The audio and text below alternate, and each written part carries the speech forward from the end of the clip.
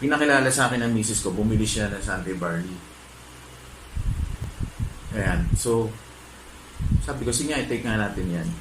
So, nung i-take ko to, 2 weeks pa lang, on a glass of water daily, bago ako kumain, tinitake ko na yan.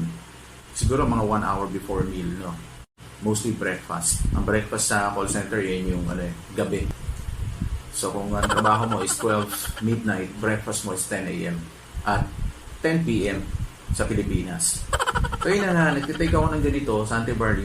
For 2 weeks, naramdaman ko na yung as early as 2 weeks, nakaramdam na ako ng magandang resulta. Hindi na ako nagkikremeless, hindi na ako nag-rely doon. Although, nagko-coffee pa rin ako. Although, siyempre, kailangan i-lessen mo pa rin yung coffee mo, coffee intake mo. At the same time, grabe, hindi po ako, I'm not here para mag-joke o basta mag-promote na lang ng kalokohan. Kung hindi ko naman na-experience. Although, member po ako ng Sante Barley, authorized po ako magbenta.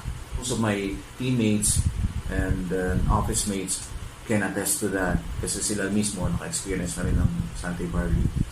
Ang naging epekto po nito sa akin, nawala po yung hyperacidity attack ko na daily.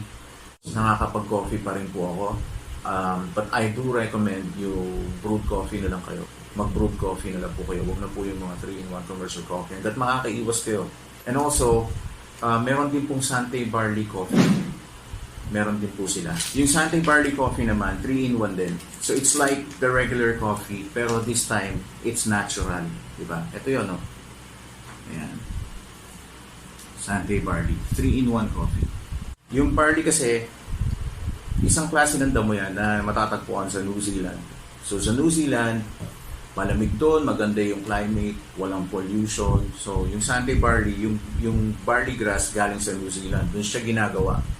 So makakaasa tayo na walang chemical to, malinis, at yung manufacturing niya is done in New Zealand itself.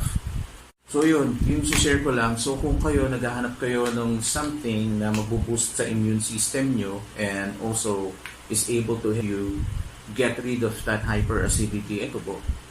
Lessen that coffee intake, mag-take kayo ng Sante Barley.